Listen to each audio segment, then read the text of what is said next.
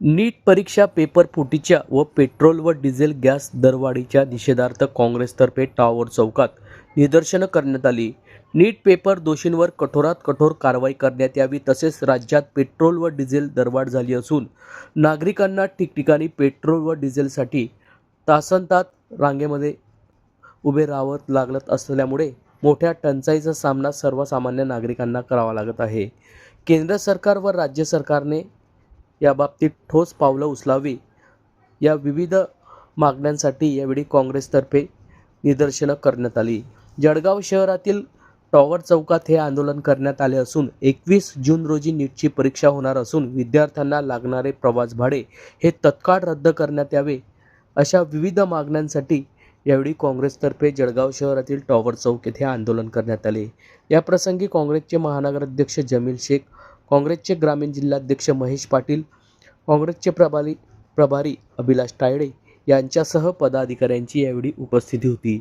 आज दिनांक 24 मे रोजी दुपारी 4 वाजता जळगाव शहरातील टॉवर चौकात हे आंदोलन करण्यात आले। आज आम्ही इथे सुभाष चौक मध्ये जी महाराष्ट्राचे नीटची परीक्षेमुळे विद्यार्थ्यांना त्रास होतो आहे, त्यांना एग्जाम मध्ये त्यांनी जी एसटीडी केली आहे त्यांना जे त्रास आहे त्या संदर्भात आम्ही आज इथे आंदोलनासाठी उभा आहे। इथे डिझेल नाही, पेट्रोल नाही, विद्यार्थी एग्जाम हॉल पर्यंत कसे पोहोचतील ही पेरेंट्सला भरपूर चिंता आहे। आम्ही आमच्या या आंदोलनामार्फत महाराष्ट्र सरकारला विनंती करतो की त्यांनी नीटच्या परीक्षेला जाणारे विद्यार्थी व त्यांच्या सोबत जाणारे पालकांचा बस भाडा माफ करावं आणि त्या दिवशी आणि त्याचे एक दिवस अगोदर नीटच्या परीक्षेला जाणारे पेरेंट्सला आणि विद्यार्थ्यांचा बस भाडा माफ करावे। तसेच महाराष्ट्र मधले शेतकऱ्यांनी जे पीक लावलेले आहे, जिथे वीज उपलब्ध नाही आहे, लोड शेडिंग भरपूर आहे, तरी त्यांना लागणारे डिझेल त्वरित त्यांना उपलब्ध करून द्यावे याच्यासाठी हे आंदोलन आम्ही उभे केलेले आहे। तुमची जी पॉलिसी आहे त्याच्यामुळे आमच्या राज्यातले किंवा देशातले लोकांना डिझेल भेटत नाहीये, पेट्रोल भेटत नाहीये, या त्रासला त्रस्त होऊन लोकांच्या प्रश्नासाठी आम्ही रोडावर उतरलेले आहोत। मी जमील शेख, जिल्हा महानगराध्यक्ष जळगाव। सर्वप्रथम नीट परीक्षेत यांनी फार मोठा घोटाळा केलेला आहे। याच्यात भारतीय जनता पक्षाच्या दिनेश